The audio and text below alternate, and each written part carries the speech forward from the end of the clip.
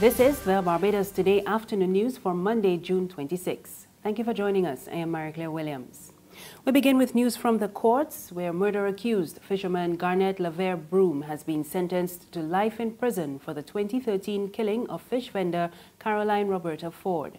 The verdict was handed down a short while ago by Madam Justice Michelle Weeks in the No. 2 Supreme Court. Barbados Today's Fernella Wedderburn reports. The level of violence inflicted on Caroline Forde in August 2013 was unprecedented and unparalleled in Barbados. That's how Madam Justice Michelle Weeks described the death of the 49-year-old fish vendor at the hands of Garnett Brome over 3 years ago. In handing down the life sentence in the No. 2 Supreme Court today, the judge said Forde died a horrible death in the full view of the public. Brome beat the deceased with his hands, a hammer and a piece of metal, then stabbed her multiple times about the body following an argument over missing money. The judge said Brome showed a lack of humanity for a woman that he claimed to love and had been in a relationship with for 12 years. And despite his failing health, she ruled that he was still a danger to society given his past convictions, and as such, only a long term in prison would suffice.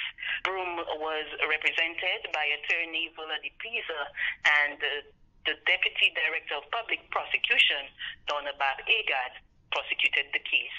Reporting from the Supreme Court of Barbados, Fernella Wedderburn, Barbados Today. In other news, Tourism Minister Richard Seeley is warning that the recent incidents of violence, especially in tourist hotspots, have the potential to impact on the tourism industry. Seeley was speaking on the sidelines of a tourism security workshop which opened this morning. His comments come as police investigate a fight on Wharf Road which occurred yesterday. And only last week, lawmen were called in to restore order after patrons broke down the fence at Pirates Cove during a popular weekend fete. Seeley told reporters that Barbados cannot continue to take for granted its reputation for being a safe destination. One of the key components of tourism in this region is safety and security. We speak of it as a brand element. I think that we have had our issues, but generally speaking, people perceive other regions as being more of a security threat and come to us because they figure we are safe and we are secure. That's something that we simply cannot take for granted. We have to shore it up. We have to make sure that law enforcement agencies, but also providers of security services generally are up to the mark, that they can deal with these issues and that we are not taking anything for granted. We are working constantly to make sure that our visitors are safe. But when I say that, I mean visitors and locals, because the other reality about Barbados is that the destination and the nation state are one and the same. Attorney General Adriel Brathwaite is raising concern about young people's attitude to crime, and he says the heavy use of technology among the young people without the necessary guidance is to blame. Brathwaite was addressing the Registration Department's 130th anniversary church service at the Abundant Life Assembly yesterday. We are allowing televisions to raise our children. We are giving children these video games with lots of shooting and cursing, and then we wonder why they feel this connection to the gun. Then we wonder why they don't have the respect that they should for human life. But those of you of faith, those of you who, like me, believe in the Lord Jesus Christ, we have a responsibility to save more of these young people, to take back over this society of ours.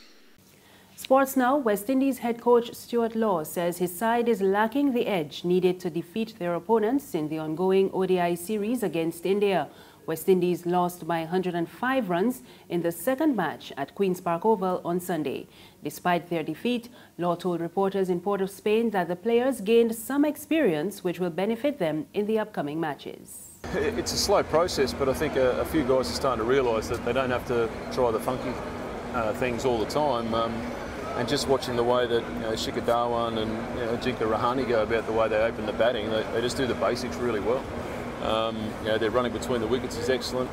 They don't go looking to hit big shots. They just put the bad ball away when it comes. So there's a lot to learn from watching the better players in world cricket. There's no disgrace, saying that it's a great learning curve for us to do so.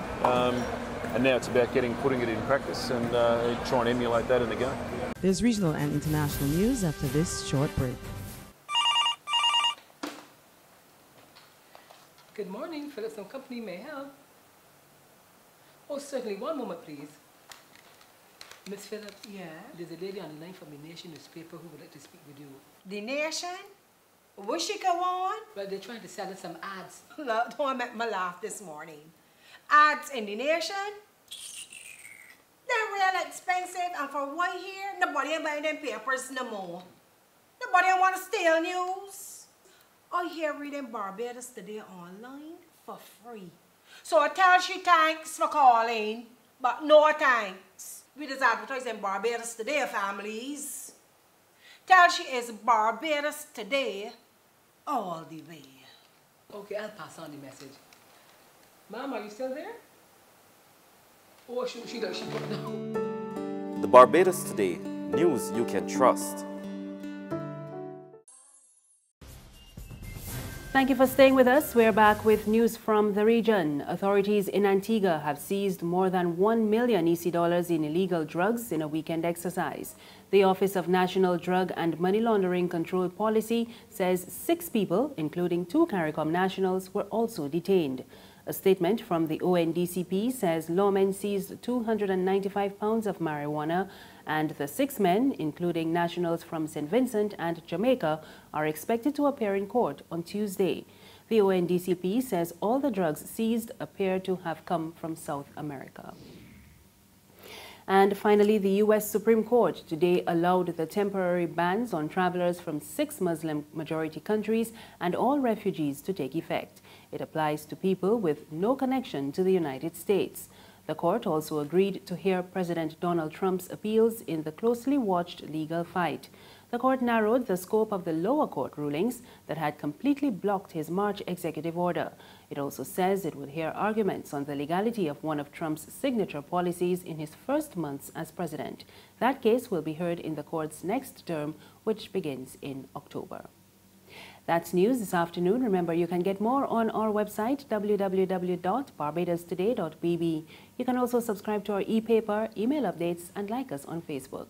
We're on Izumi Media in bus terminals and Screenplay at supermarkets and gas stations near you. You can also find us on Mix 96.9 FM. I am Mary Claire Williams. Have a good afternoon.